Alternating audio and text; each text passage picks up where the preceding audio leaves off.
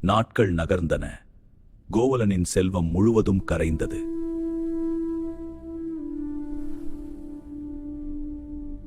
அந்த உறவு இப்போது முடிவை நோக்கிச் சென்றது. வாழ்க்கை எப்போதும் ஒரே பாதையில் செல்லாது. அந்த இரவு கோவலன் தன் தவறுகளை நினைத்தான்.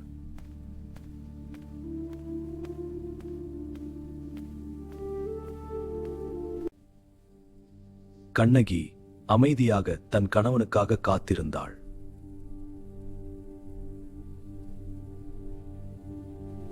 இறுதியில் கோவலன் கண்ணகியிடம் திரும்பினான். என்னை மன்னித்துவிடு.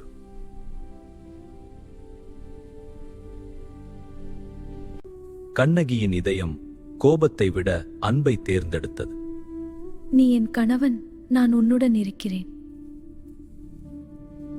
தன் தவறை உணர்ந்த கோவலன் புதிய வாழ்க்கையை தொடங்க முடிவு செய்தான். இந்த நகரில் எனக்கு இனி எதுவும் இல்லை. நாம் மதுரைக்கு செல்வோம். அங்கே இருந்து புதிய வாழ்க்கை தொடங்குவோம். நீ எங்கு சென்றாலும் நான் உன்னுடன் வருவேன்.